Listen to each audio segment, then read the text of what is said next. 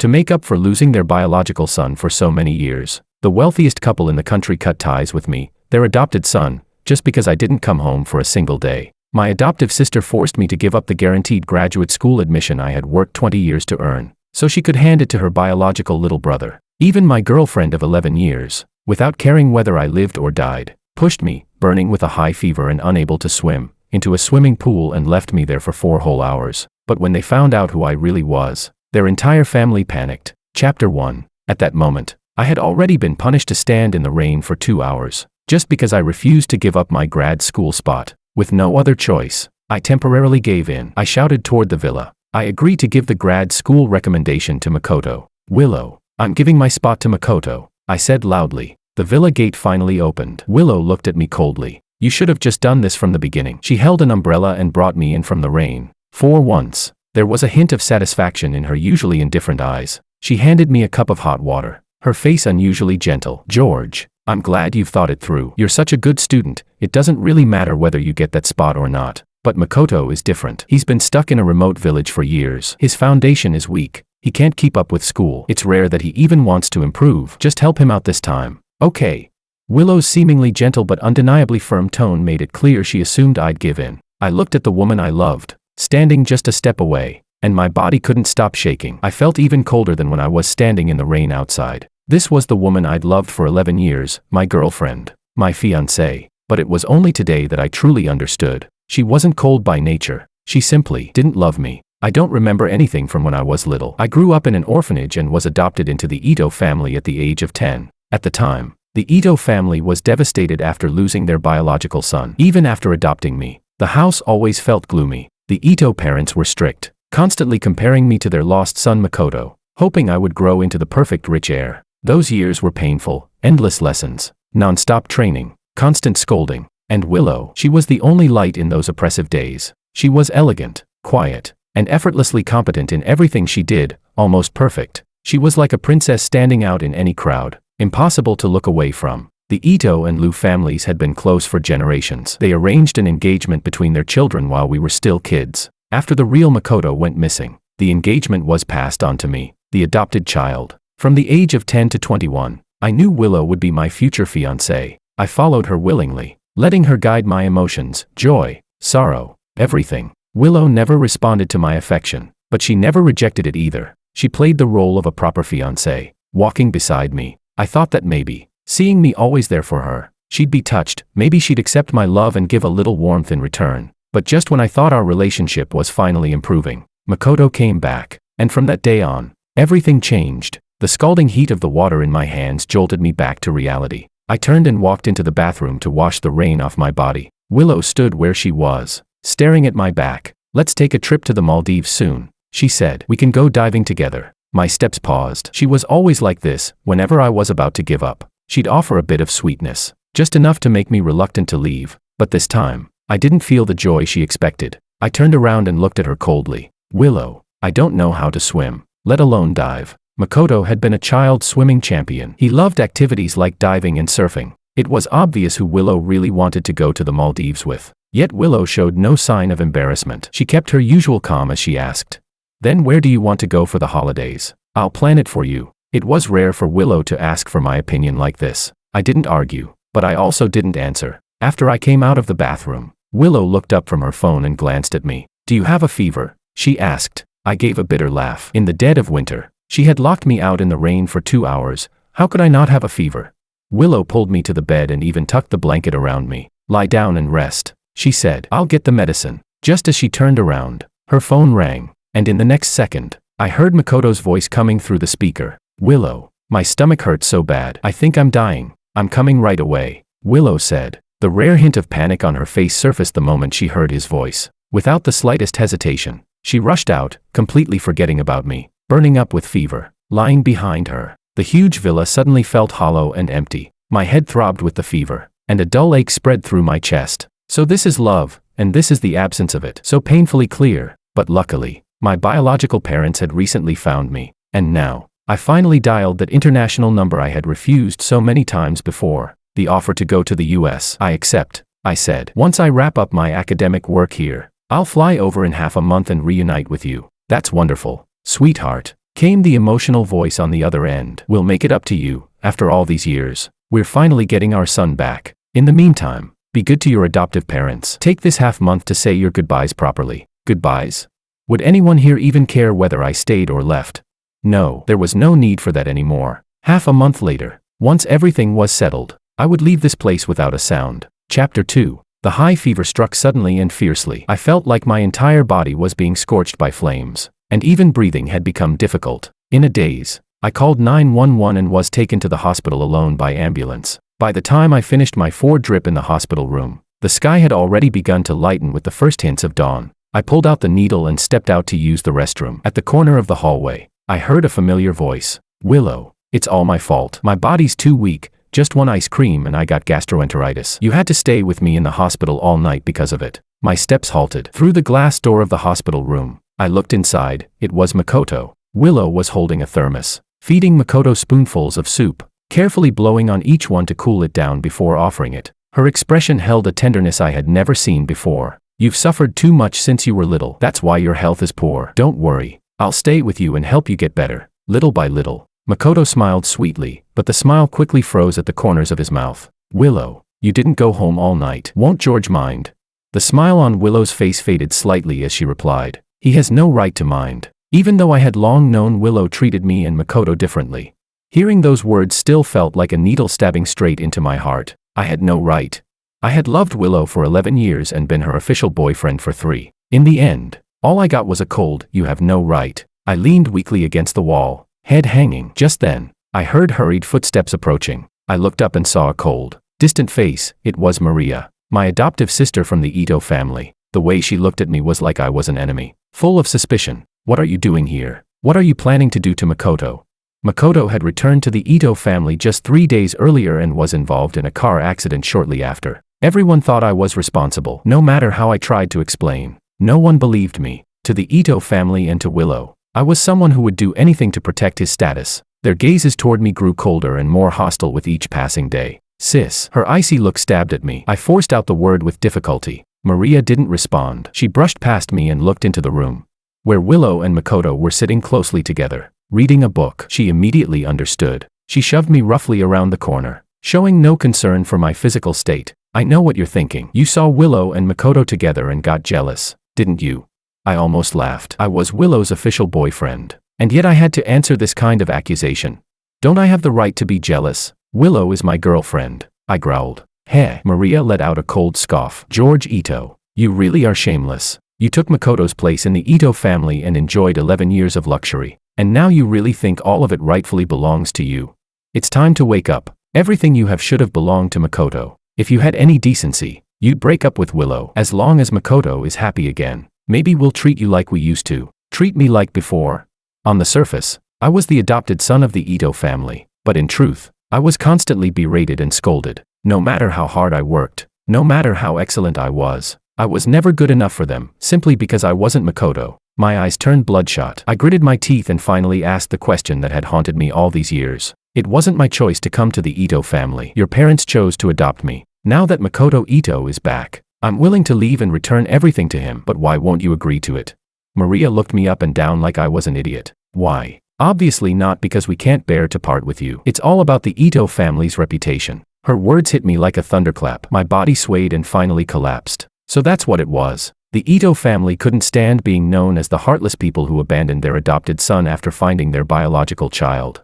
So they kept me chained to the family instead. They stood by and watched as Makoto took away everything I ever cared about. After living together for over a decade, to them, I was never family, just a disposable stand-in without feelings. Chapter 3. I stayed in the hospital for 3 days. Not a single person came to see me. When I returned home with my suitcase, everything was as cold and empty as when I'd left. Maybe Willow hadn't come back these past 3 days. She had been with Makoto the entire time. This villa had been a gift from Willow for my 20th birthday. I had always seen it as our home. But now, Willow was no longer my Willow, and this house no longer felt like a home. I took my medicine and lay on a lounge chair by the pool, sunbathing. I had no idea how much time passed until a shadow fell over me. Opening my eyes, I saw Makoto standing there, looking down at me with a smirk. George, you're awake. I came over today just to thank you. Thanks for being so generous, giving up that guaranteed graduate school spot you worked 3 years for, and handing it to me. How did you get in? I asked, but instantly regretted it.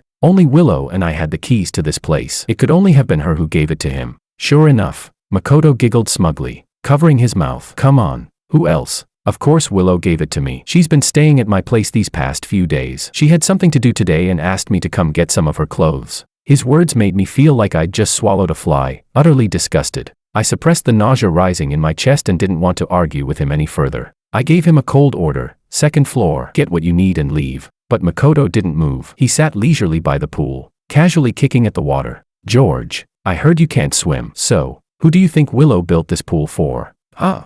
Oh, right. You probably don't know. I've loved swimming since I was a kid. I even won championships. His shrill voice stabbed at my ears. I forced myself to ignore the pain and replied coldly.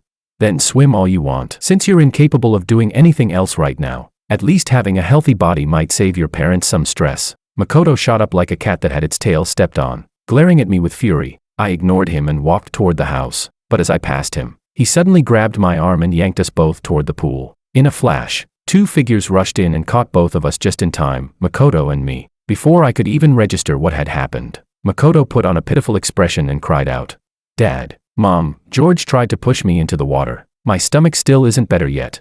I didn't. It was him, I tried to explain, but before the words left my mouth, Mr. and Mrs. Ito were already glaring at me with hostility. We heard from your sister that you'd gone to the hospital. We were going to check on you, Mr. Ito said. But George, how could you be so malicious? What exactly has Makoto done to you? Why do you keep going after him again and again? Are you trying to kill him? A wave of scolding crashed over me. Like always, I lowered my head, unable and unwilling to resist. Mrs. Ito's finger nearly jabbed into my eye as she berated me, and Mr. Ito was even more enraged. Ungrateful ingrate. His scolding still didn't seem to satisfy him. Suddenly, he kicked me hard in the waist and sent me flying into the pool. It was a standard deepwater pool. I couldn't swim. I thrashed around desperately, but my body grew heavier and heavier. I watched, eyes wide open, as that affectionate family of three walked back into the house together, hand in hand. In my dazed state, I could still hear them laughing and chatting. It's just a pool, he won't drown. He tried to push Makoto in, didn't he? Let him get a taste of what it feels like to soak in freezing water in the middle of winter. My body sank like a falling leaf, swallowed by endless pain and regret. Dying like this, what a pity. I hadn't even met my biological parents yet. I wondered, would they spoil me as much as the Ito family spoiled Makoto? Splash. A black figure dove into the water and dragged me to the edge of the pool. I struggled to cough out a mouthful of water and slowly opened my eyes. There stood Willow and the bodyguard who had saved me. Willow. A faint warmth rose in my heart. So maybe Willow still cared about me, just a little. But the next second, her eyes turned icy cold. George, when will this end? She snapped. Was causing Makoto's car accident last time not enough? Now you're trying to harm him again. Anytime something involved Makoto, Willow completely lost her usual calm and gentle demeanor. I froze for a moment, not even able to explain myself before Makoto came running out. He gently tugged Willow's arm, biting his lip, looking pitiful. Willow, don't blame George. Maybe he didn't do it on purpose. Willow patted his hand in a comforting gesture. Makoto, don't defend him. He'll never change. Then she turned to look down at me from above. George, for the sake of how long we've known each other, I let someone save you this once. If there's a next time, I won't show you any mercy. I collapsed onto the ground. My soaked clothes clung to me, freezing me to the bone. But not nearly as cold as the chill in my heart. Always the same. Over and over again. They always chose to believe Makoto. Always cast me as the villain. And yet, Makoto never actually got hurt. The one who ended up beaten, broken, and scarred every time, was me. Chapter 4. As I stepped into the house, the laughter of the four people inside came to an abrupt stop. Their gazes landed on me like I was some loathsome intruder trying to steal what didn't belong to me. Dragging my soaked, freezing body in heavy steps, I turned to head upstairs. Oh no, my jade ring is gone. Makoto suddenly cried out in alarm. Did I drop it in the pool just now? I instantly sensed he was targeting me and quickened my pace, trying to escape their eyes. But Mr. Ito wasn't about to let me go. George, stop right there. Did you throw Makoto's jade ring into the pool? I turned around, my voice weak. It wasn't me. I didn't push him, and I didn't throw his ring. I had only just recovered from a high fever, and after all that struggling in the cold water, I was dizzy and lightheaded, ready to collapse. I saw you grabbing Makoto's arm, trying to push him in, and now you're lying about it. Mrs. Ito's shrill voice echoed through the entire villa. Meanwhile, Makoto looked tearfully at Willow and said pitifully, if it were just an ordinary ring, I wouldn't care. But this was the one Mom and Dad gave me. During all those years I was missing, it was the only thing that kept me going. I just kept hoping I could see them again someday. Hearing that, Mrs. Ito was reminded of all the suffering Makoto had endured. She threw her arms around him and began to sob. Mr. Ito was seething. Without hesitation, he marched up and yanked me down from the stairs. So jealous, aren't you, George? If you don't find Makoto's ring in that pool today, I swear I won't let this go. While shouting, he dragged me outside toward the pool. I couldn't break free, so I turned to Willow, my eyes silently begging for help, but Willow's eyes were like ice, cold, unfeeling. She turned around, fetched a diving mask, and handed it to me. Put this on. Go find Makoto's ring. I shook my head. Her tone hardened instantly. This is what you owe him. In the end, the three of them forcibly strapped the oxygen mask onto my face. Mr. Ito didn't hesitate for a second before shoving me into the water. They stood at the edge of the pool, chatting and laughing, occasionally yelling at me not to slack off. Whenever I moved too slowly, Mr. Ito would grab a long pole and strike the surface of the water. I didn't dare look up. I just kept my head down, inching along the bottom of the pool, feeling around for the ring. Night slowly fell. The water turned colder, visibility dropped, and my movements grew sluggish. When I surfaced for air, I heard Willow's voice. Makoto can't sleep well without that ring. Don't even think about wasting time until you find it. You're not coming out. I sank into the water, hopeless. After nearly 4 hours of searching, I finally found the jade ring wedged in a crevice near the drain. Clutching it tightly, I struggled to climb out of the pool and collapsed by the edge. Completely spent, they gathered around me, took the ring from my hand, and stared down at my wretched, pathetic state with disdain. Makoto looped his arms through Mr. and Mrs. Ito's without even glancing back as they walked off. Willow tossed out a cold, "Suit yourself," then turned and chased after Makoto without looking back either. I lay there, soaked and frozen, at the edge of the pool, listening as their laughter faded into the distance, until everything went dark. Chapter 5. I lay alone in the villa for 2 days. When I finally woke up, I made a phone call to my biological parents overseas. I've made up my mind. Forget the short-term visa. Help me apply for permanent residency. There was a burst of joy and excitement on the other end of the line. But I didn't feel even a shred of happiness. Leaving the city where I had lived for over 20 years was painful and difficult for me. I couldn't be sure I'd be able to adapt to life abroad. Nor could I be sure whether my biological parents would truly care for me, or treat me with the same fairness and attention they gave to others. Everything was uncertain, risky and unfamiliar, but I chose to face the unknown. Because I knew, no matter how uncertain the future was, it couldn't possibly be worse than my present. The process for applying for permanent residency was far more complicated than a regular visa. I prepared countless documents and made several trips to the U.S. Embassy. The last time I walked out of the embassy, a flashy Ferrari sped past me on the street. I didn't get a clear look at the license plate, but I knew there were only 100 of those limited edition supercars in the world, and only one in this city. It belonged to Willow. My heart skipped for just a second, but I quickly comforted myself. Willow had her heart full of Makoto. She couldn't possibly notice someone like me on the side of the road. Even if she did notice me, she wouldn't care. That night, I sat alone on the cold floor, turning the volume on the TV all the way up, just to drown out the silence in the villa. The door lock turned, and I looked up to see a face I hadn't seen in a long time. Willow walked over to me, her tone carrying a hint of interrogation. "Where are you going?" I looked at her calmly. "What's wrong?" "I saw you at the U.S. Embassy today. What were you doing there?"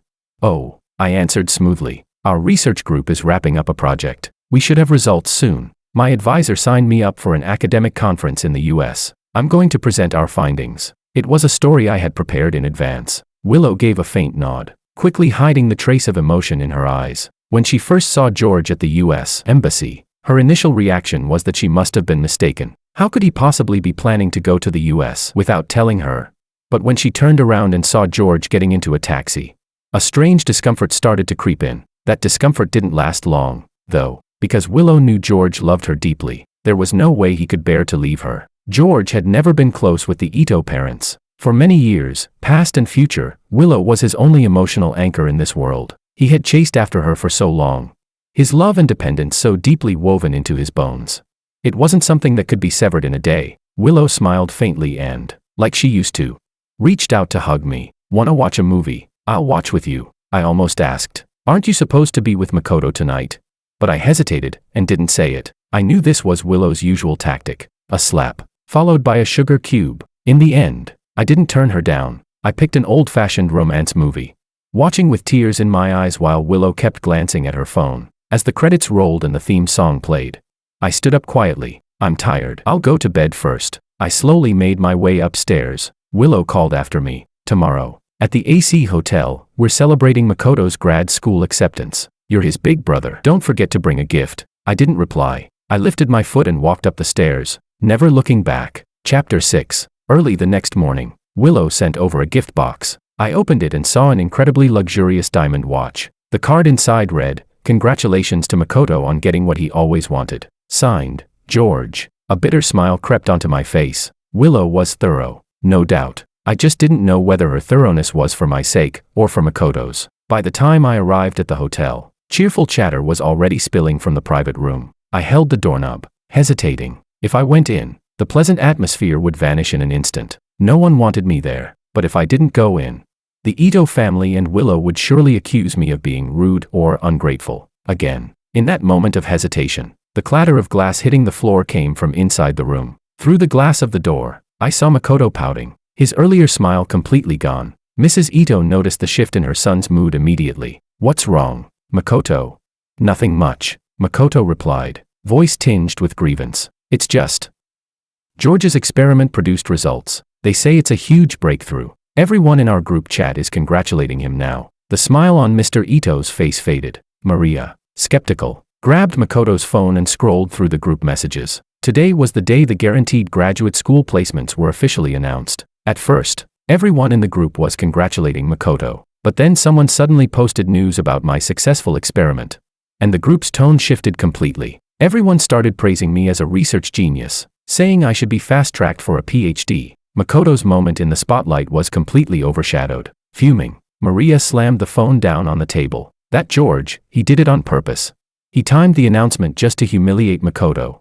Mrs. Ito grew angry too. "This George, always desperate for attention. When his family ignores him, he goes looking for validation at school. So vicious." Mr. Ito pulled out his phone, ready to call me. "He stole everything from Makoto. What's he so proud of? I'll call him over right now." Before he could dial, Maria's eyes lit up with a cunning idea. She pressed down on his hand, stopping him. "Dad, calling him won't do anything. He'll just show up with that shameless face of his, like always. But I have a better idea, something that'll finally shut George up for good." "What is it?" everyone asked in unison. "It's just an experiment, right? Who cares what kind of breakthrough it was? We can say Makoto did it. Then he'll be the one called a research genius. Forget grad school. He'll be directly recommended for a PhD." Makoto jumped up, the frustration on his face replaced by excitement. "Big sis, you're a genius." Mr. and Mrs. Ito both nodded repeatedly. "You're right. Everything George has now was supposed to be Makoto's. We raised him for over a decade. It's just an experiment. Giving it to Makoto is only fair." With everyone in agreement, Maria could hardly wait to put her plan into action. But she knew, she and George had never gotten along. If she said it, he'd never agree. So Maria turned to look at Willow. "What do you think, Willow?" Outside the door, I felt like I'd fallen into an icy abyss. I clenched my fists, forcing myself not to burst into the room then and there. Even though I had long known the Ito family felt nothing for me, hearing them plot so casually to rip away my achievements still chilled me to the core. My heart pounded as I waited for the voice I feared the most. Willow, would she agree? After a moment of silence, her voice rang out clearly from inside the room. "All right, I'll talk to George. We'll have him give the research results to Makoto." Chapter 7. I didn't dare go back to the villa. I hid myself in the lab and turned off my phone, but Willow still found me. She got the lab keys from the dean. She knew I'd be here. I had nowhere else to go. Under the dim lights, I lifted my head from the computer. The dark circles under my eyes were obvious, and I looked completely drained. My eyes were red as I watched Willow slowly approach. Compared to usual, the curve of her lips was higher, as if she was preparing herself for something. "Working late again. Didn't you say the experiment already succeeded?" she asked gently. My voice was hoarse as I forced a reply. "Yeah, it did." Willow leaned in and gave me a hug. "Congratulations, George." I closed my eyes and said nothing. A part of me still held on to hope. Hope that Willow's congratulations were sincere. Hope that she wouldn't say what I feared most, those cruel words. But after a pause, Willow's expression turned calm again. She looked straight at me. "George, give this research result to Makoto." It was like a sledgehammer slamming into my chest, even though I had already guessed what her choice would be. Hearing her say it so bluntly still made my heart ache unbearably. Before I could respond, Willow began listing her reasons. "You're smart, and talented. You'll definitely have other successes in the future. Makoto is different. He's starting grad school soon. He needs a few academic papers to his name. Without them, it'll be hard for him. Leaning on the table, I stood up with effort, my voice breaking as I roared. I'm smart. I'm talented. Don't you see how hard I've worked? I've spent countless days and nights in this lab. My hands have peeled layer after layer from chemical burns. I poured my heart and soul into this project, and now I've finally achieved something. Willow, do you even have a heart? My questions came one after another, and Willow's patience started to wear thin. Her gaze sharpened. She looked at me coldly. Yes, you've worked hard, but so what? George, don't forget where you come from. You lived a good life in the Ito family for over 10 years, taking Makoto's place. Isn't it only fair to make a small sacrifice for him now? You should at least know how to be grateful. You can't be someone who only takes and never gives. A selfish ingrate. Don't worry, as long as you let Makoto have this one. I won't break up with you. Just take this as compensation for him. Compensation. Ingrate. The moment I heard those words, I suddenly laughed. Clutching my chest, I stared at the woman I had loved for 11 years. In the end, the only thing she saw in me was an ungrateful leech. For the first time, I pushed Willow away. Willow, if that's how you see me, then so be it. But I won't give Makoto my research. Not this time. I won't back down again.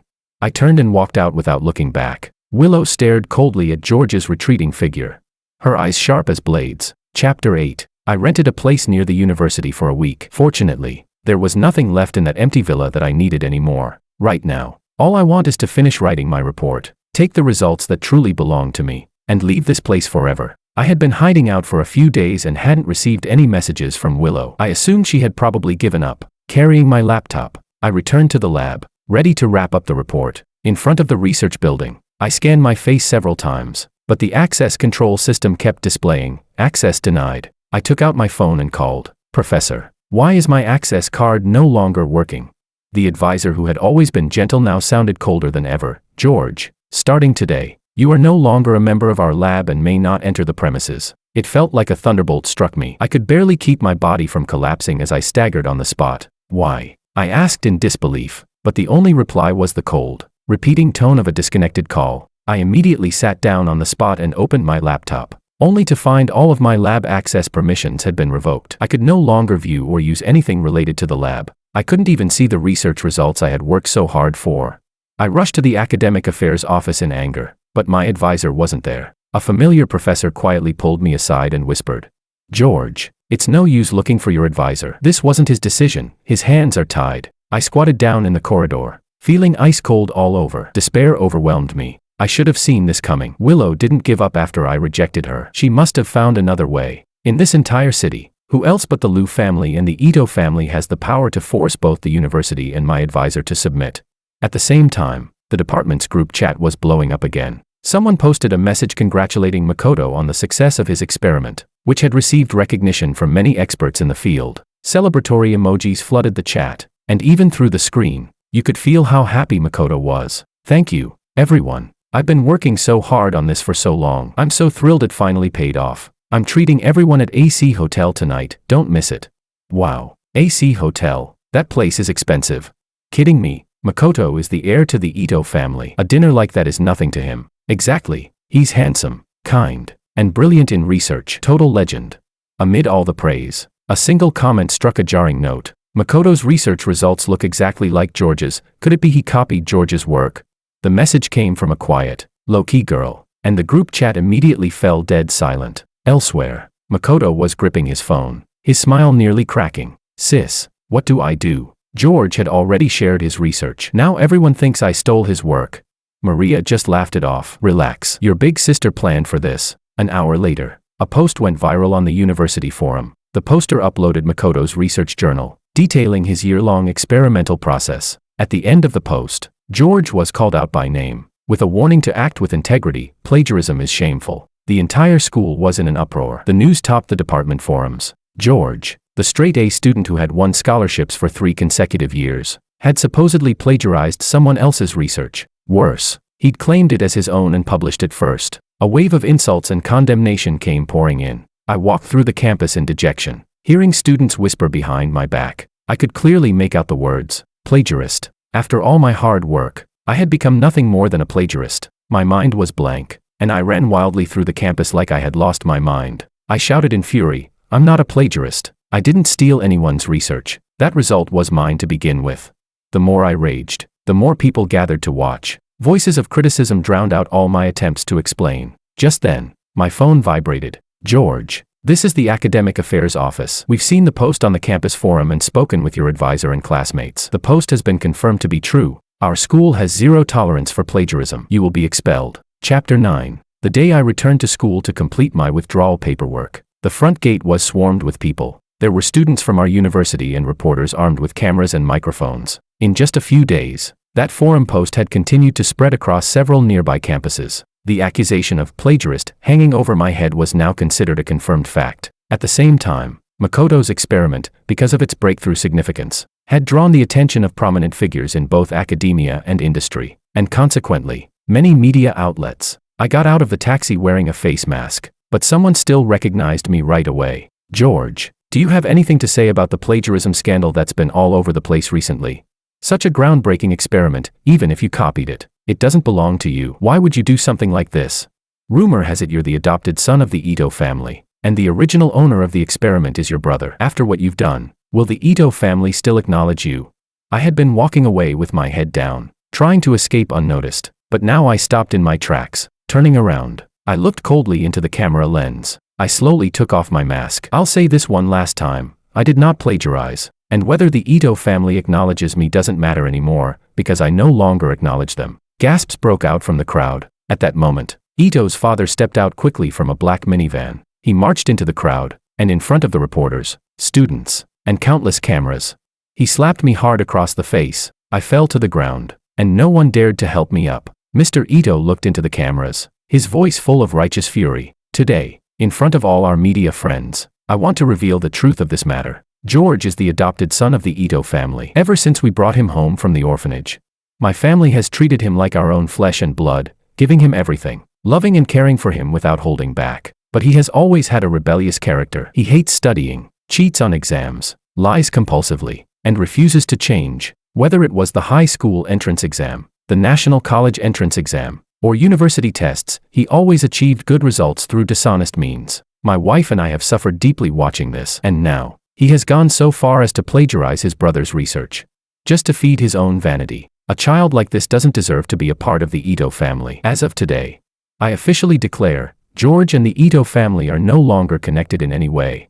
As his statement ended, a flood of insults erupted. I stood in the center of the crowd, overwhelmed by suffocating pressure. Somewhere in the crowd, a bottle of water, still full, came flying at me and struck me right in the forehead. Everything went black. The ambulance ended the chaos on campus. When I woke up, the hospital room was empty. Only my phone kept vibrating on the bedside table. Ignoring the pain in my body, I picked it up. A flood of texts and messages, all filled with hateful insults. My story had gone viral online. Now, everyone knew I was an immoral plagiarist, a heartless, ungrateful traitor. This time, I didn't even feel sad anymore. Expressionless, I got out of bed, tossed my phone aside, and step by step, climbed to the hospital rooftop. Standing at the edge, dozens of meters above the ground, I slowly opened my hand, and felt the wind one last time. "George."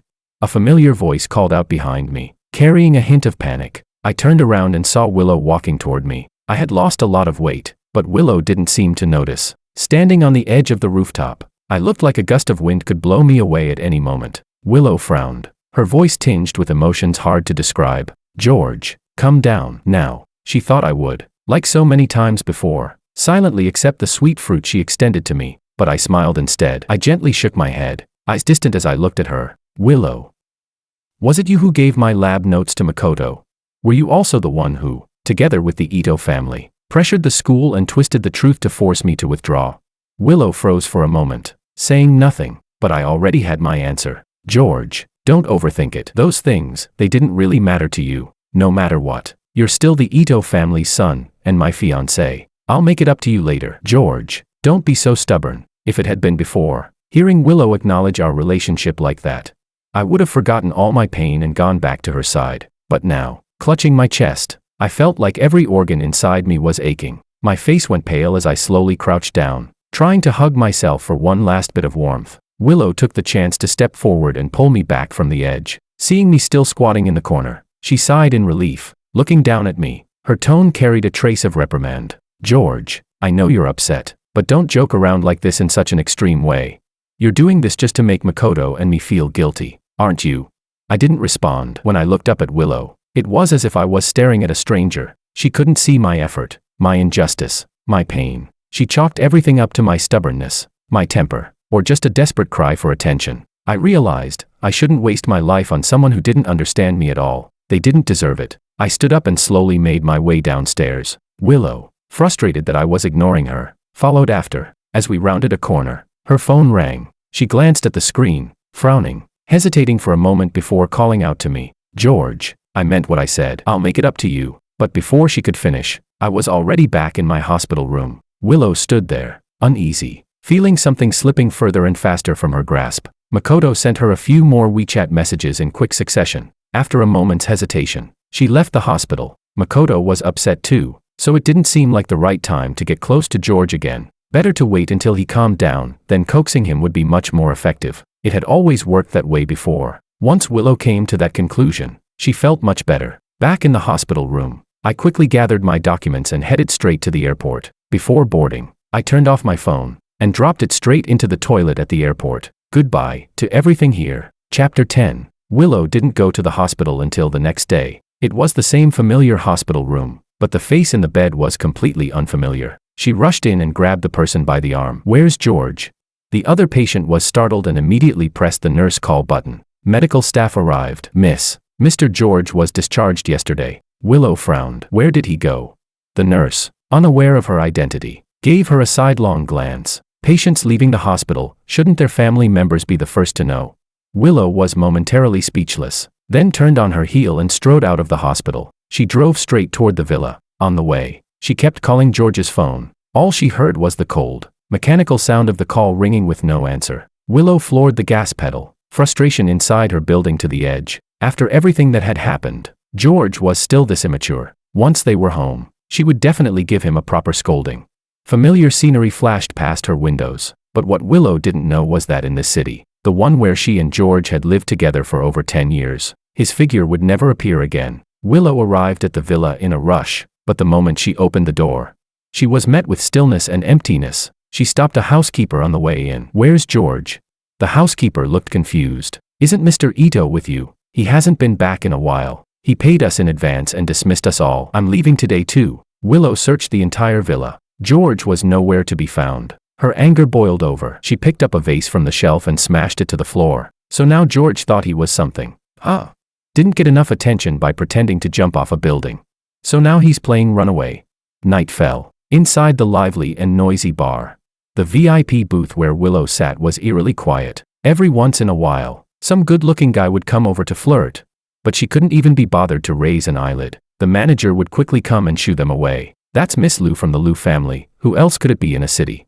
Get lost. Get lost. She's in a bad mood these days. Don't go asking for trouble." Willow didn't seem to hear any of it. She just kept sipping her whiskey, glass after glass. It had been a full week since she last heard from George. She had even, uncharacteristically, sent him dozens of messages, gentle words, trying to coax him to come home, but not one received a reply. An uncontrollable irritation filled her chest. She closed her eyes, but all she could see was George, curled up on the rooftop, holding himself and smiling bitterly. Her heart began to ache with a dull sourness. She downed another full glass of whiskey. A hand patted her left shoulder. Maria slung an arm around her, sizing her up with a concerned gaze. "What's going on with you?" Maria asked, taking the seat beside her. "The manager said you've been here drinking every day this week. Makoto even asked me why you haven't replied to his messages." Willow took a moment to respond, then brushed Maria's arm off gently and poured her a drink. "It's nothing. I'll call Makoto later and explain." Maria nodded and sipped the whiskey, her gaze fixed on Willow. Something about her felt off. Willow looked up and met her eyes. After a few seconds of hesitation, she asked quietly, "Have you seen George?" "Who, George?" Maria was even more confused now. Willow rarely mentioned George. She'd assumed Willow had stopped caring about him long ago. "George is missing. I've been trying to find him for a week now, but there's no sign of him." Maria chuckled lightly. "Why are you looking for him? You know how manipulative he is. This is probably just another stunt, throwing a tantrum, disappearing for a while until everyone starts to feel guilty and he comes back like nothing happened. That guy, always playing mind games. He's good at that stuff." Willow said nothing. just furrowed her brows and downed glass after glass of liquor. She had thought the same as Maria at first, but this time, it had been too long. Maria watched her for a while, feeling a mix of emotions. She had thought Willow no longer cared about George. That was why she'd been so blunt and heartless in front of him. But now, seeing Willow like this, she clearly still cared. But what about Makoto? Makoto was so devoted to Willow. Maria sighed inwardly. Looks like she'd need to come up with a plan to help Makoto. After a moment's thought, Maria stood up. I actually came to remind you, tomorrow's Makoto's birthday. I know. Willow replied with a nod. Only then did Maria leave. Before she walked off, she threw out one last line over her shoulder. Ease up on the drinking. Come early tomorrow. Willow didn't respond. Late at night, Willow left the bar and returned home alone. She kicked off her shoes and collapsed onto the sofa, head spinning. Instinctively, she called out, George. George? But the empty villa gave no reply. Only then did she remember, George hadn't come back. Stumbling into the kitchen, she recalled how George used to bring her a perfectly warm glass of honey water whenever she drank too much. There would always be a pot of warm millet porridge waiting on the stove to ease her stomach. But now, the kitchen was a mess. Used cups were still soaking in the sink, the water reeking faintly with mold. Willow left the kitchen and opened the medicine cabinet, looking for something to ease her stomach. All the medicine was neatly in place, except for the box of stomach pills she often relied on. A strange pang hit her chest. George, you're really something.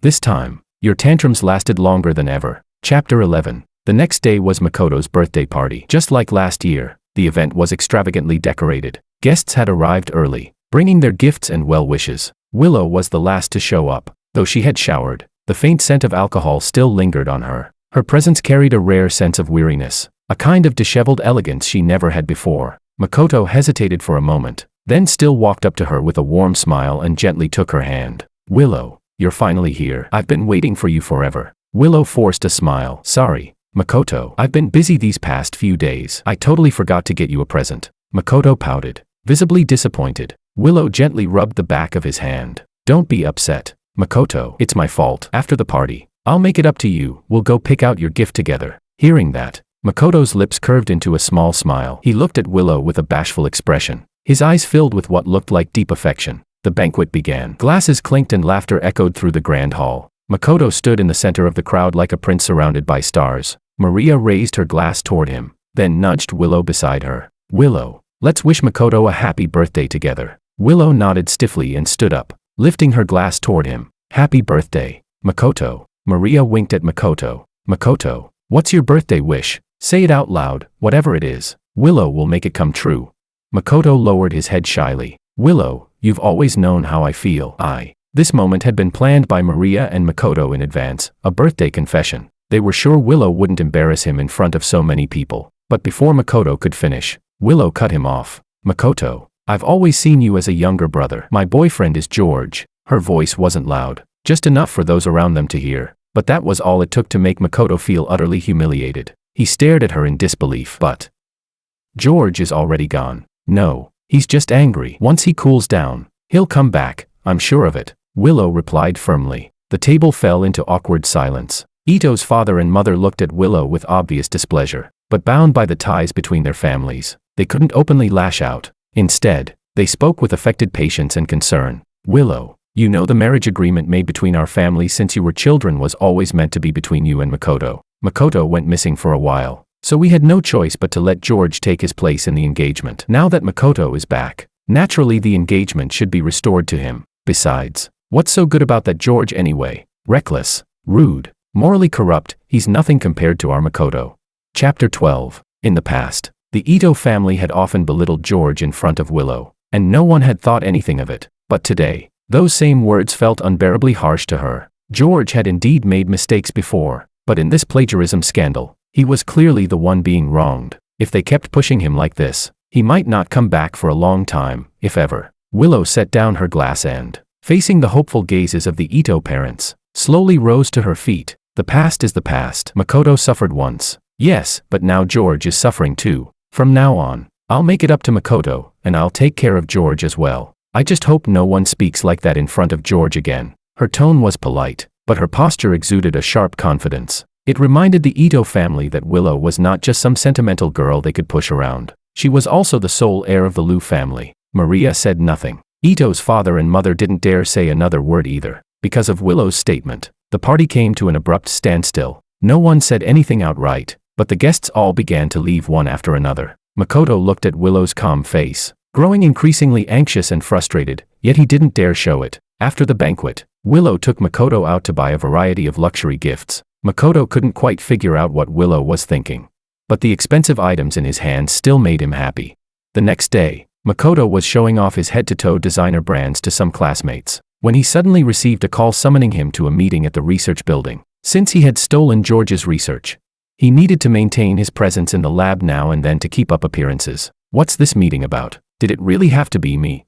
He muttered in annoyance as he stepped into the conference room, only to be met with a cold, piercing gaze. At the head of the long table sat a girl with sharp features and an air of nobility. She looked barely into adulthood, but dressed in a sleek black suit that gave her an aura of seriousness far beyond her age. Their professor stood and addressed the group. She is Alicia, a representative of the Tracy McGrady Group, the largest biomedical corporation in the United States. She's here to discuss acquiring our lab. Makoto glanced at her casually at first, puzzled at how someone so young could be a corporate representative. But just then, Alicia turned to look directly at him. I heard Makoto achieved great success with an experiment on molecular fission, she said.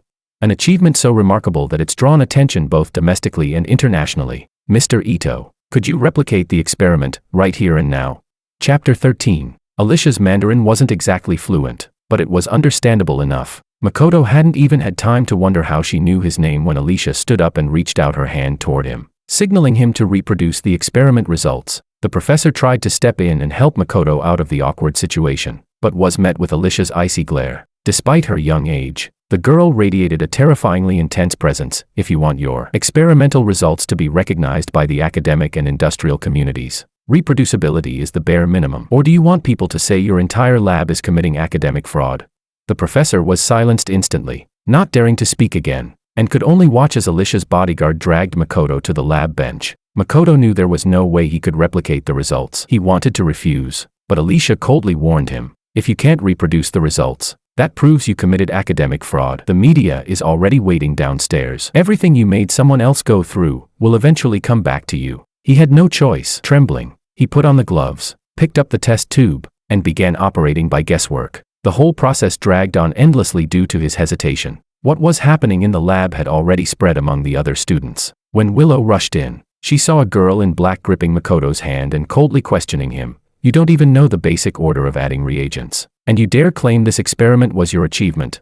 You, Makoto. Alicia turned around, radiating dominance, and looked toward the professor. And all of you all helped steal what rightfully belonged to George. You're accomplices in this fraud. Everyone was stunned by Alicia's overwhelming presence. The professor, his plump body shaking, slumped into the chair, realizing it was all over. Willow, usually calm and composed, ignored everything else and ran into the lab, grabbing Alicia's shoulder and asking urgently, you know George, did he send you? Where did he go? Alicia coldly brushed her hand away and said, where he went, what does that have to do with you? All you need to know is, he's never coming back. Willow looked like she'd just been struck in the head. Her face turned deathly pale. She shook her head in disbelief. Impossible. Why would you know George? Who are you to him? Alicia looked at the arrogant girl questioning her and felt nothing but contempt. When her brother was still around, this woman had discarded him like trash, and now that he was never coming back, she suddenly acted like she cared. A woman like that didn't deserve her brother. A mocking smile curled on Alicia's lips. Who I am doesn't matter. What matters is, I'll make you all pay for everything you did to him. One step at a time. Alicia turned to leave. Willow tried to follow but was pulled back by Makoto. His face was full of panic as he looked at her. Willow, what do we do? That woman, she said, the media's downstairs. She's going to make me go through what George did. She's after me. I'm scared. I don't want to go down there.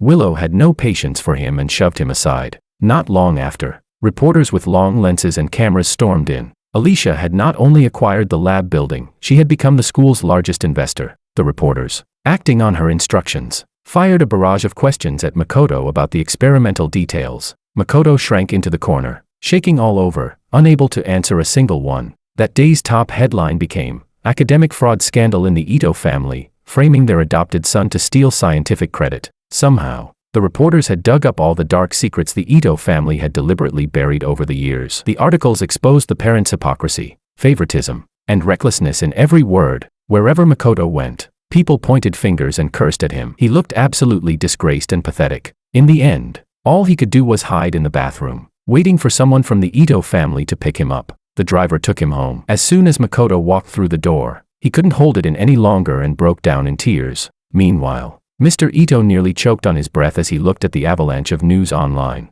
Mrs. Ito screamed while scrambling for her emergency heart medication. The house was filled with crying, shrieking. It was total chaos inside the Ito residence. The front door swung open. Maria walked in holding a stack of documents, her expression equally terrible. I found out, this Alicia is the daughter of the CEO of the Tracy McGrady Corporation. Both the chairman and chairwoman of the Tracy McGrady Group are Chinese. And recently, rumors have surfaced that they've found the son they lost years ago. That person is George. How is this possible? Makoto snatched the photo from Maria's hands in disbelief. In the photo, a family of 4 was smiling happily. George stood in the center. Next to him was Alicia, the same girl he had seen today, and beside them were 2 elegant-looking middle-aged individuals, clearly the chairman and chairwoman of the Tracy McGrady Corporation. Makoto's expression twisted further with jealousy. Maria didn't have time to console him and immediately continued her report to Mr. Ito, who had just come to his senses. More importantly, I found out that Alicia has already started buying up shares of our company. After today's scandal, our stock price has plummeted. Tracy McGrady Corp has deep financial reserves. If this continues, we're going to be completely swallowed by them.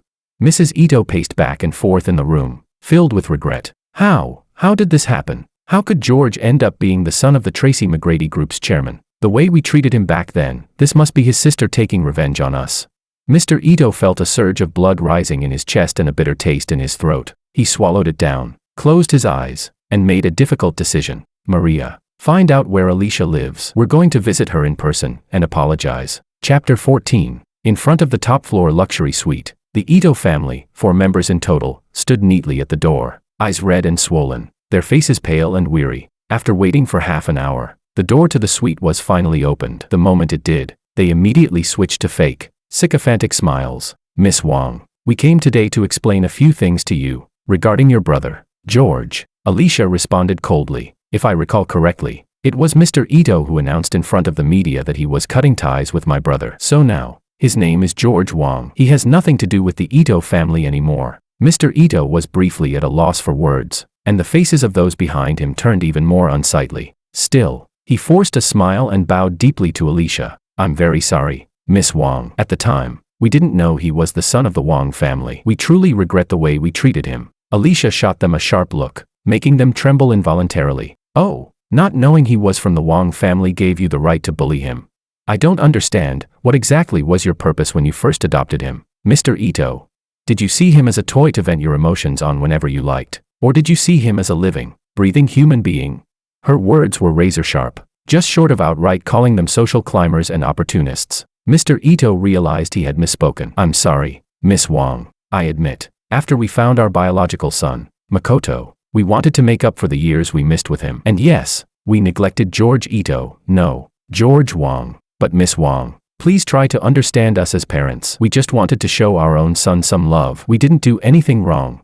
What's more, we raised George, supported him through college. Even if we didn't do it perfectly, at least we tried. Please, show us some mercy, and stop making things difficult for us. Listening to Mr. Ito's explanation, Alicia's face grew even more mocking. So the hardship you're referring to, Mr. Ito, is raising him as someone else's stand-in since childhood, beating and scolding him constantly, forcing him to become a replica of your biological son.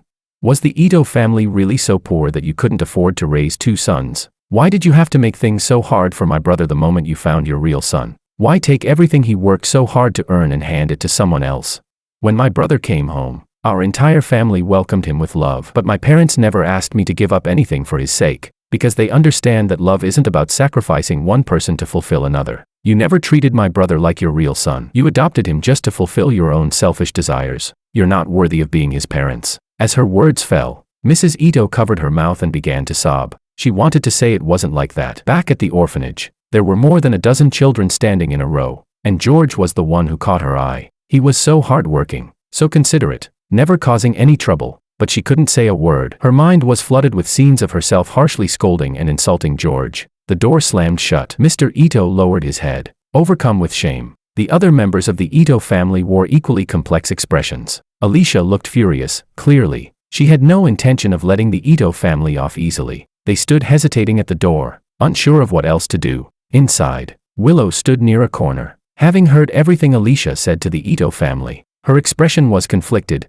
Everything Alicia said felt like it was directed at her too. Alicia glanced at her and said coldly, "Miss Lu, like I told you, my brother isn't here." Willow raised her head, her eyes pleading faintly. "Where is he? Just let me see him once." Alicia looked at the woman in front of her, silent for a long time. Back in the U.S., her brother had told her everything that had happened back home. She had made up her mind, she would protect her brother, and never let these people from back home disturb him again. But this Willow, she had been lingering outside her hotel for days, begging again and again to see her brother. Maybe they really needed one last meeting to truly bring everything to a close. With that thought, Alicia nodded. "I can take you to him, but whether or not he's willing to see you, that's up to him." Chapter 15. Alicia brought Willow aboard the private jet bound for the United States. As they boarded, Willow's expression was complicated. Once on the plane, surrounded by luxurious decor in every corner, she became visibly uneasy. Willow had grown up with a silver spoon in her mouth. In all of City A, when the Lu family spoke, no one dared contradict them, but that sense of superiority seemed utterly meaningless in front of Alicia. And George? What kind of life was he living now? The once proud heiress, Willow, for the first time in her life, began to doubt herself. After a long flight, the plane landed on a private airstrip in California's Bay Area. An impeccably dressed butler bowed respectfully to greet them. A chauffeur, driving a globally limited edition Rolls-Royce, took them through a sprawling castle estate where every inch of land was worth a fortune. Finally arriving at the garden where George was. The garden was filled with blooming tulips. A gentle breeze carried the fresh and soothing fragrance of the flowers. She saw George sitting on a swing, lazily basking in the sun with a cat curled up in his arms. Beside him, the billionaire chairman of the Tracy McGrady Group was personally grinding coffee beans for him. Meanwhile, the elegant and poised chairwoman was gently feeding her son homemade cookies. Under the warm sunlight, the smile on George's face was so dazzling and bright that even the vibrant tulips around him seemed to pale in comparison. Willow stood still, silently watching the scene before her, unable to snap out of it for a long time. George. How long had it been since she last saw him? How long had it been since she last saw such a genuine smile on his face?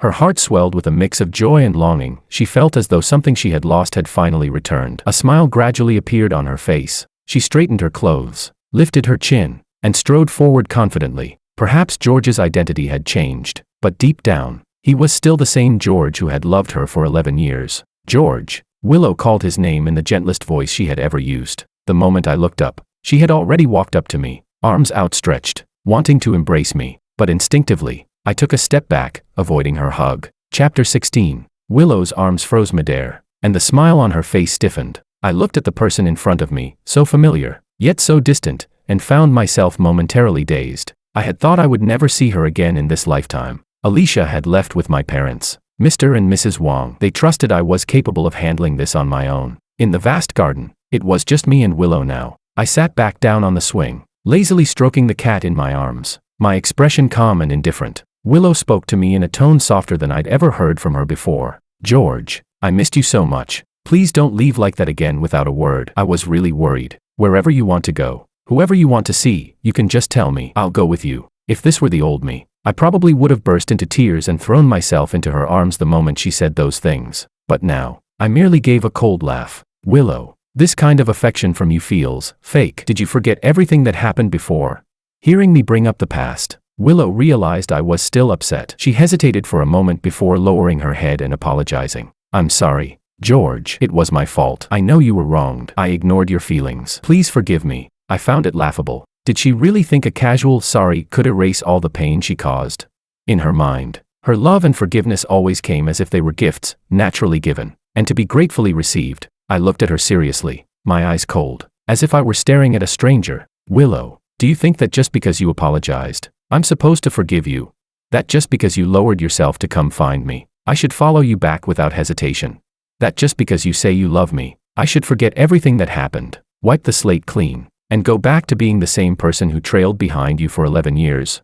Willow froze for a second and didn't respond, but the answer was already obvious. I gave a faint smile. "Willow, there was a time when I really thought I'd love you forever, but it was your indifference that slowly extinguished that love. When I was home alone with a high fever, you didn't care. When I was shivering in a freezing pool for 4 hours, you didn't care. When everything I had was taken away from me, you didn't care. When I was publicly shamed, crushed, and lost all will to live, you still didn't care. What you cared about was anything related to Makoto. And now I'm tired. I'm choosing to walk away, to give you what you wanted. So please, don't come looking for me again. Chapter 17. Scene after scene from the past flashed before Willow's eyes. It felt like a thunderbolt had struck her. She finally realized that she might have done many things that hurt George. Overwhelmed with guilt and regret, she shook her head gently, wanting to explain, but ended up stammering in panic. No, George, that's not true. I did care about you. You were my boyfriend. How could I not care about you?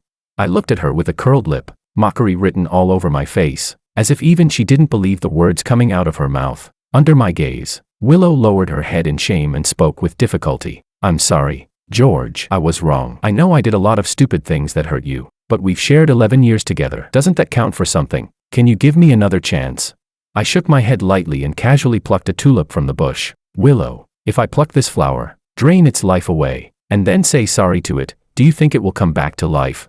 The tulip fell to the ground, shattering into a scatter of petals. I turned and headed toward the house, but Willow still refused to give up. George, is it because you're now the son of the Wong family that you look down on someone like me, who's been with you for 11 years?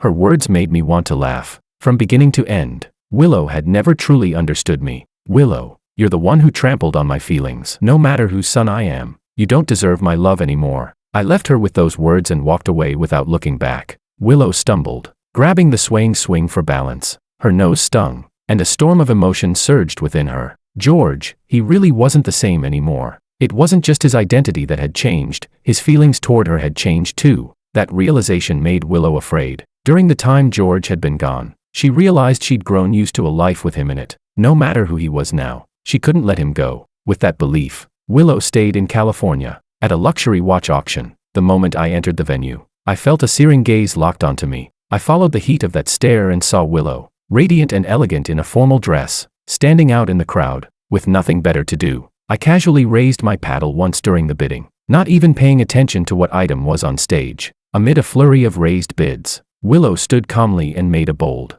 dramatic gesture, as if lighting the heavenly lantern, a traditional expression symbolizing heartfelt sincerity. In the end, that globally limited edition emerald watch, only 3 in existence, was bought by Willow at 10 times its market value. After the auction, she approached me with the watch in hand, visibly nervous. George, she said, the host said this emerald watch symbolizes letting go and hope. I want to give it to you. Let's let go of the past and start over, please?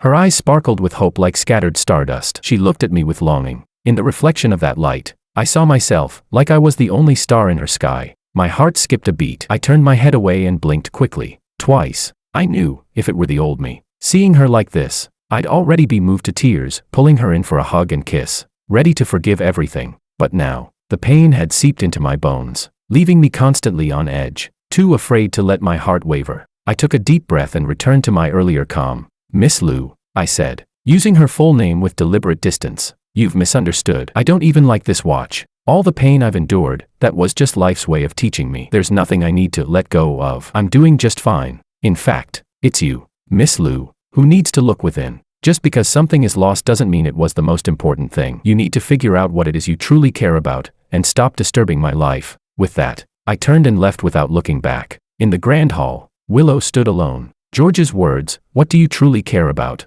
echoed endlessly in her mind. She wanted to say, "It's you, George, you're what I care about." But somehow, it felt like it was already too late. Chapter 18. Willow's travel visa was about to expire soon, and she still hadn't seen me again. On the day before her return flight, she went to the Wong family estate, hoping for one last meeting. Thunder rumbled and strong winds blew as heavy rain poured down. I stood by the window, watching the storm outside in the pitch-black night. Alicia handed me a glass of red wine. I took a big gulp. Another flash of lightning split the sky, briefly illuminating half the darkness. My chest tightened slightly. I asked, "She's still there?"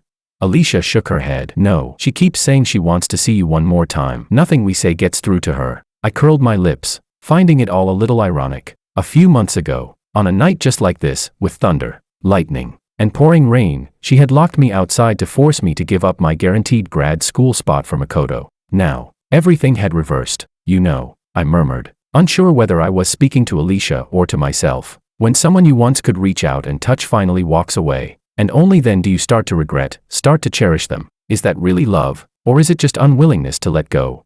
Alicia gave a mocking laugh. Whatever the reason, it's her own fault. I closed my eyes and waved her off. Send her away. I won't see her. The black Rolls-Royce pulled out of the estate and stopped in front of Willow. Her custom couture gown was soaked, and she looked nothing like the glamorous heiress she once was. The car door opened. With stiff limbs, she took 2 shaky steps forward. The smile she managed to force onto her face froze the moment she saw Alicia. "Where's George?" she asked. She couldn't believe he'd be so heartless, that he wouldn't even give her one last meeting. "Leave. He won't see you," Alicia said coldly. The woman who had stood tall for hours now suddenly lost all strength and staggered back 2 steps. "Why won't he even give me one chance?" Her voice was hoarse, barely audible. "Back when you locked him outside in the rain, forcing him to surrender, didn't you feel even a shred of compassion?" Alicia replied, her tone biting. Another bolt of lightning flashed, and Willow's body trembled slightly. Alicia looked at the disheveled woman before her with zero sympathy. "If you don't leave now, I'll make sure you never set foot in the US again." With that,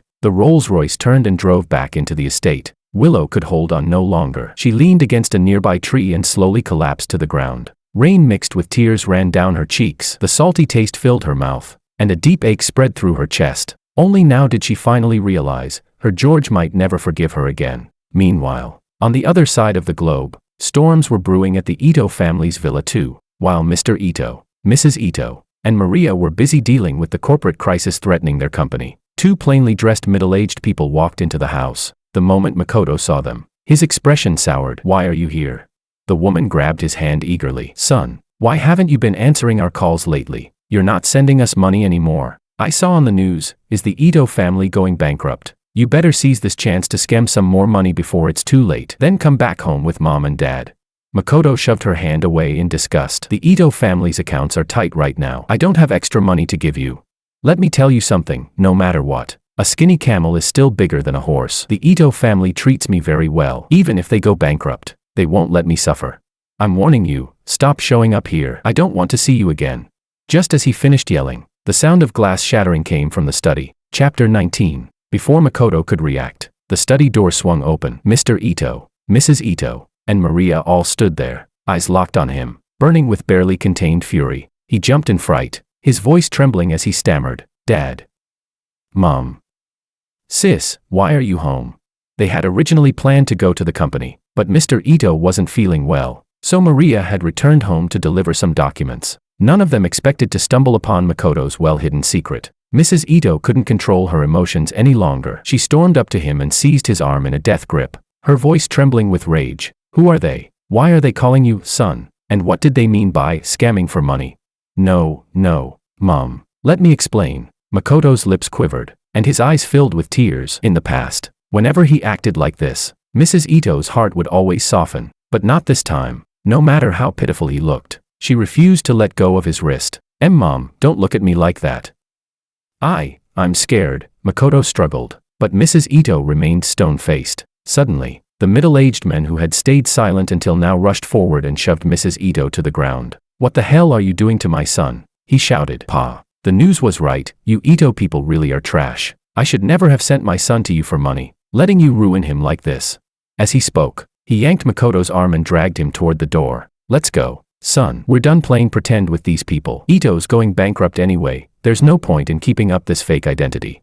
The words, pretending to be their son, sent the Ito family into a tailspin. Mr. Ito rushed to help Mrs. Ito up. Maria stepped forward to block the couple. Everyone was yelling, pushing, and shouting accusations, the entire room descending into chaos. Half an hour later, the police arrived. After hearing everyone's statements, they escorted the group to a hospital for a DNA test. The results showed that Makoto had no biological relation to the Ito family. He was indeed the biological son of the middle-aged couple. The men spat on the floor. "Told you, and you still didn't believe me. Idiots. Your real son was probably snatched by an organ trafficking ring, long dead by now."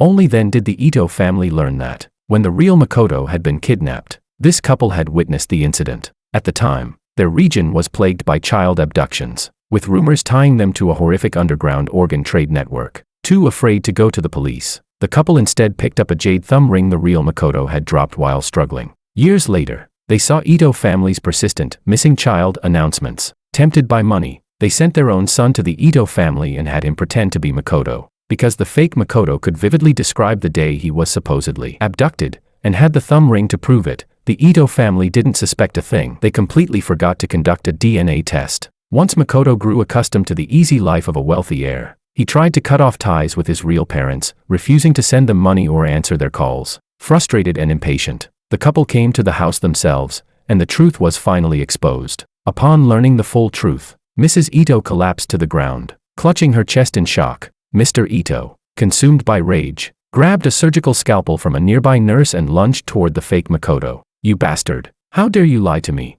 You schemed your way into my home and turned everything upside down. My Makoto is gone. My George is gone. I'll kill you myself."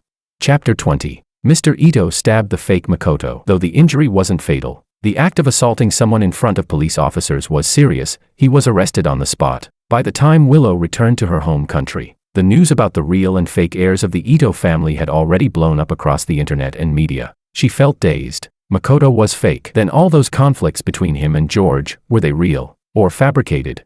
Eager to uncover the truth, Willow tracked down the fake Makoto's current address and went to confront him in person. In a dim, narrow alleyway, the fake Makoto was barking orders at his biological mother. "Over here, clean this part properly. What's wrong with you? Can't even handle a bit of housework. The Ito family's maids were better than you. And what's this slop you made? It's disgusting. I want seafood."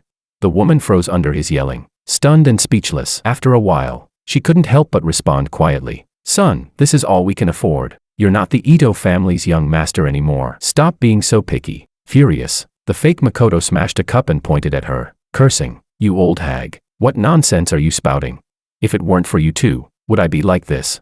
Let me tell you, once Willow comes back, she'll take me away for sure. Do you know the Liu family? They're even richer than the Itos."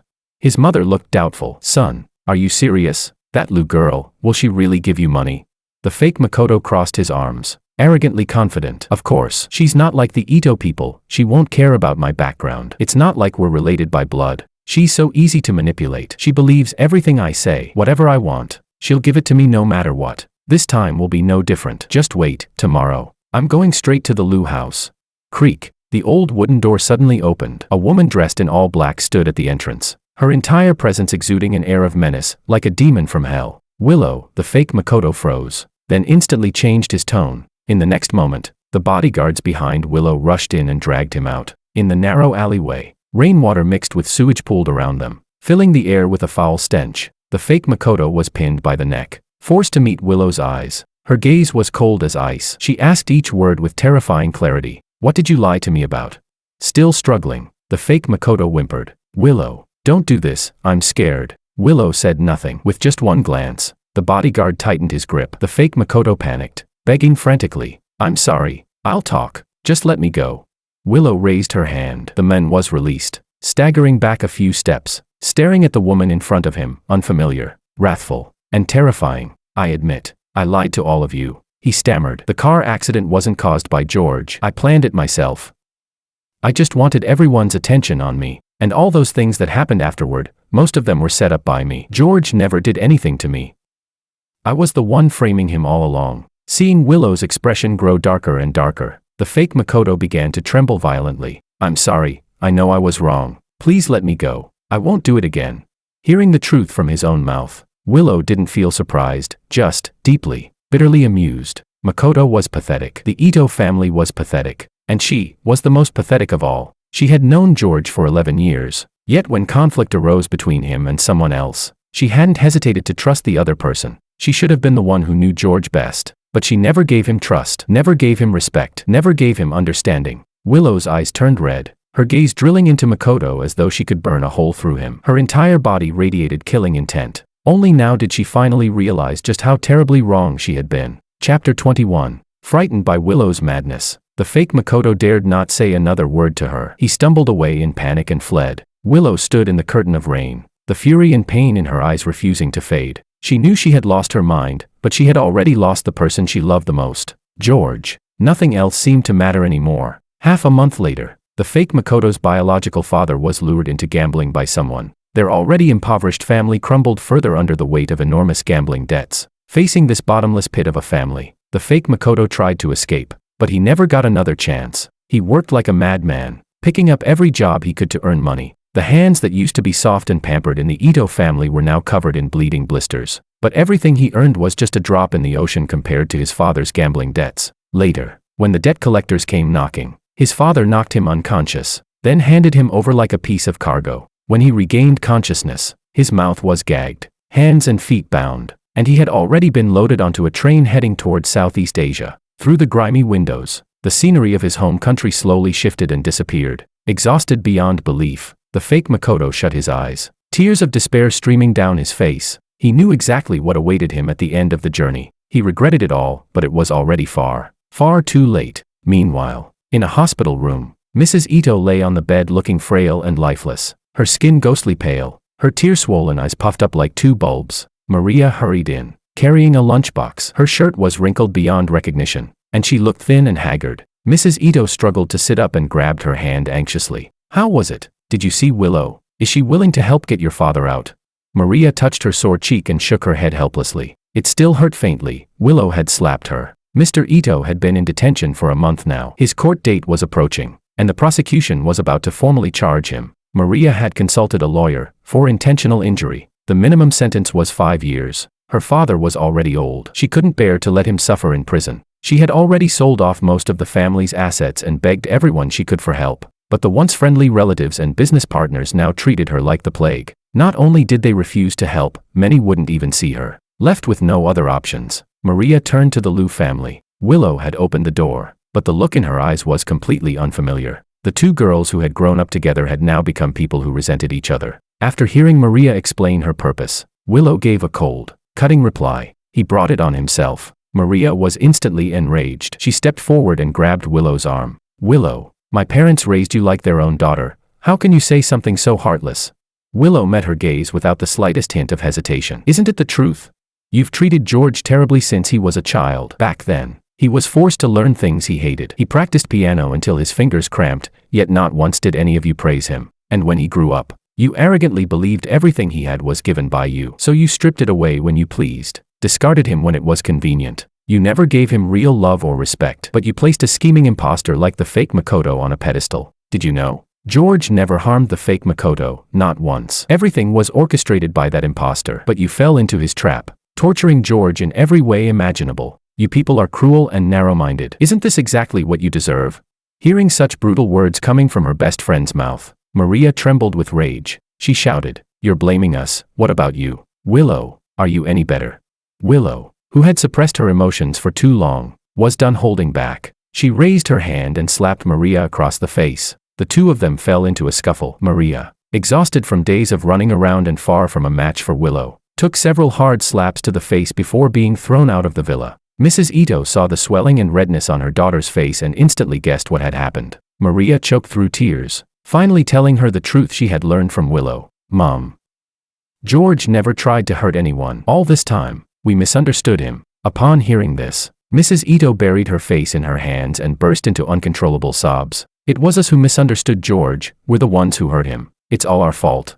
Chapter 22. In the detention center, Maria supported Ito's mother as they waited for a long time. Finally, a frail figure emerged under the escort of a prison guard. She could hardly believe it. The hunched old man in front of her was her father. Ito's father had gray hair, looked much thinner, and had a few bruises on his face. Seeing this, Ito's mother immediately broke down in tears. Through the glass, she tried to reach for his hand but couldn't get close enough. Maria choked up as she picked up the phone. "Dad, are you okay? How did you get so thin? Has someone been bullying you?"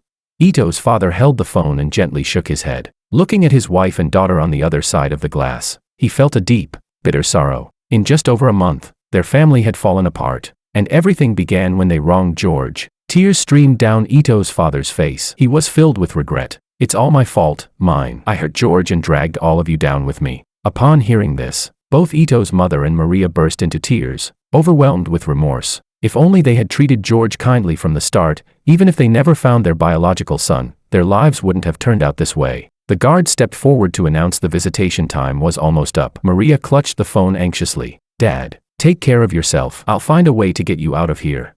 Ito's father shook his head helplessly. "Maria, don't worry about me. This is the price I have to pay for my own actions. If there's a chance, apologize to George for me. All of us owe him an apology. We failed him." Ito's father was taken away. Ito's mother sobbed so hard she could barely breathe. As her face turned increasingly pale, Maria dared not delay and rushed her to the hospital. When she woke up again, Ito's mother looked at Maria with teary eyes. "Maria, we must apologize to George. We were wrong." Maria held her hand tightly and nodded firmly. "Mom, how about we try calling George again? We may have hurt him, but we lived together for over 10 years. That has to count for something. If he knows you're sick, he might soften. If he's willing to help, everything can be resolved." There was a glimmer of hope in Ito's mother's eyes, though tinged with uncertainty. "Do you think it'll work?" Maria held her hand tighter, encouraging her. "Yes, Mom, let's give it a try." George's old phone number had long been disconnected. It took Maria a great deal of effort and connections to finally get his new number from a college roommate. She dialed the number. It rang for a long time before someone picked up. "Hello." That familiar voice came through the receiver, and Ito's mother immediately felt a sharp ache in her chest, her eyes welling with tears. "George," she said with a trembling voice. "It's Mom. Are you doing well?" I froze for a moment, then suppressed the politeness in my tone and responded coldly.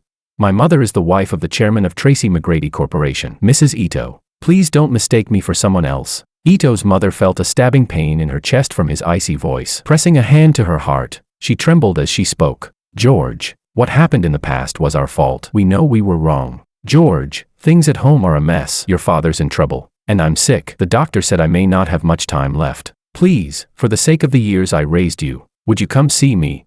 There was a long silence on the other end of the line. Maria and Ito's mother looked at each other anxiously, terrified he might hang up any second. After a long while, I finally spoke. "I'll wire some money to your account. Consider it the final payment for the years you raised me. Don't forget, Mr. Ito himself said it, I have nothing to do with the Ito family anymore." Chapter 23. The call was cut off. Ito's mother could no longer hold it in. Covering her face, she burst into loud sobs. She had lost her biological son, and now, the adopted son she had raised for over a decade was gone too. Neither of them would ever come back. She had nothing left. She pounded her chest with clenched fists, hating herself for making so many foolish choices. Maria grabbed her hand, stopping her from hurting herself. There was a glimmer of hope on Maria's face. "Mom, listen to me. I think there's still a chance." "What?" Ito's mother looked up through teary eyes, confused. "Mom, I just got a bank notification. George transferred us money, 10 million. Who pays 10 million just for child support? That money isn't just to sever ties, he's helping us through this crisis. Didn't you hear how he's still bitter about what Dad once said? That means he still cares. I told you, George isn't the kind of person who's cold-hearted. As long as we sincerely apologize, and with our current miserable situation, he's bound to soften."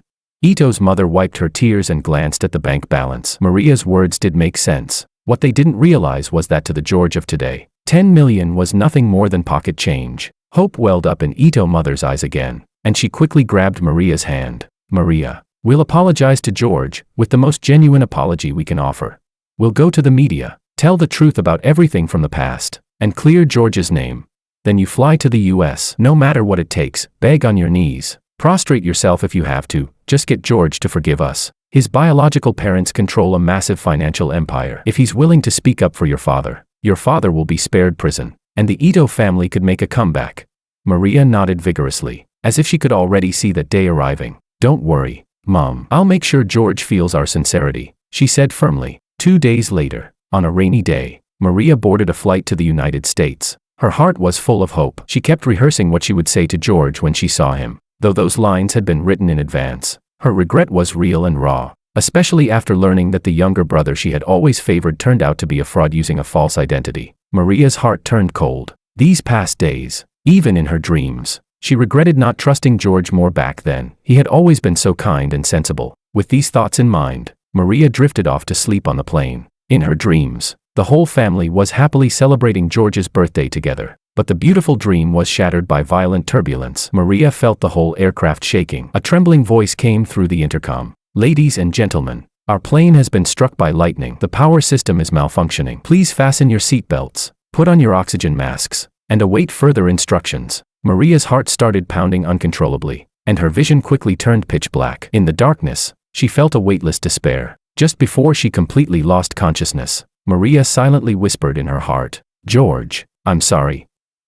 I may never get the chance to tell you face to face how sorry I truly am." Chapter 24. News that a commercial airliner flying from City A to Country C had crashed after being struck by lightning quickly spread across the globe. All 163 passengers on board perished. There were no survivors. When I saw the news, I had just received a video message from a college classmate. I didn't know Maria was on that flight, so I swiped away the headline and clicked on the video. In the footage, Maria and Mrs. Ito bowed repeatedly to the camera. They said they had been deceived by a malicious person and had wrongfully accused their son George. They said George had never hurt anyone, never cheated on exams, never plagiarized anyone's research. George was a diligent, kind, and sincere young man. More and more messages popped up on my screen. George, do you feel a little better now? Sigh, they were deceived too. It's all that fake Makoto's fault. The school forum is blowing up with this video. Everyone knows the truth now. Many are apologizing for the things they once said about you. I lightly typed a few words into the screen. It's all in the past. I'm fine.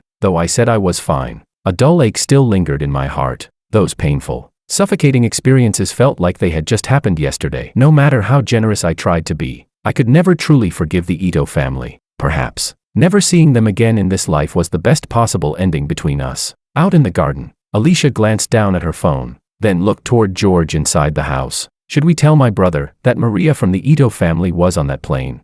Mrs. Wang shook her head. There's no need. Love or hate, it's all in the past now. There's no point in letting him know. Back across the ocean, in a hospital, Mrs. Ito stared at the door of her hospital room from morning until night, hoping to see Maria or George appear. Her phone rang. She picked it up. On the other end was the solemn voice of the airline company. Ma'am, we regret to inform you that your daughter Maria passed away in the crash. Mrs. Ito couldn't believe her ears, her voice trembling. She asked again to confirm. Moments later, a gut-wrenching scream erupted from the hospital room. My child. The heart monitor blared with piercing alarms as doctors and nurses rushed into the room. The patient is in shock and has lost consciousness. Prepare the emergency room, quickly. Maria's funeral, organized by the airline, was sparsely attended. Willow, dressed in black, walked into the funeral home. Seeing the familiar face in the black and white portrait, emotion surged through her. Lately, she had been plagued by nightmares of George, of Maria, of Uncle and Aunt Ito. Once upon a time, she had regarded them as her dearest friends and family. Now, everything had changed beyond recognition. The Ito family company had gone completely bankrupt. Mr. Ito was sentenced to 5 years in prison for intentional assault. Maria's body was never recovered. Mrs. Ito, unable to cope with the grief of Maria's death, lost her mind. Willow felt it was all karma. George had once been pushed to the brink by them, standing alone on a rooftop, ready to end his young life. Now, those who had hurt George were being punished, one by one. Willow didn't know if she would be next. She was afraid, anxious, but above all, she was filled with regret. Chapter 25. After returning from the U.S., Willow tried hard to adapt to life without George. Day by day, time passed, but her longing and care for George only grew heavier, to the point where it became suffocating. Willow didn't want to let go. She wanted to take one final chance for herself. She applied for graduate school in the U.S., thinking that if she could be closer to George, show up in his life often, make him feel how much she cared, just like he used to follow behind her all the time. Maybe, just maybe, there would come a day when he softened. On her first day landing in the U.S., Willow went to George's university. I had switched majors but was still attending one of the top universities in the country. When I saw Willow, I froze for a moment. Everything that happened back in City A felt like it had happened a long, long time ago. So long that I had almost forgotten what Willow looked like. I still smiled, chatting with my friends nearby, ignoring the hand she raised to greet me, brushing past her like we were two strangers on a college campus. A wave of disappointment washed over her. Willow's hand froze midair, and her heart felt unbearably hollow. But Willow didn't give up. Even though George never paid her any attention, she continued to appear in every corner of my life. When I got coffee, she would be there, sitting in the corner of the cafe, ordering the exact same drink, learning my current preferences. When I studied at the library, she would take a seat across from me with a book, her eyes seemingly on the page, but her attention never left me, not even for a moment. In the third month of Willow trailing after George, I finally stopped and looked at her. That familiar gaze made Willow's heart flutter with hope. She thought her persistence had finally paid off. I walked up to her and said, without a hint of expression, "Willow, haven't you had enough? What's wrong with you? Why have you turned into a stalker? This version of you really disgusts me." It was like being thrown into an icy abyss. The boy who once had eyes only for her was now saying, "You disgust me." Willow's eyes turned red as she looked at me with pleading eyes. "George, I'm sorry. I didn't mean to disturb you. It's just, I missed you so much.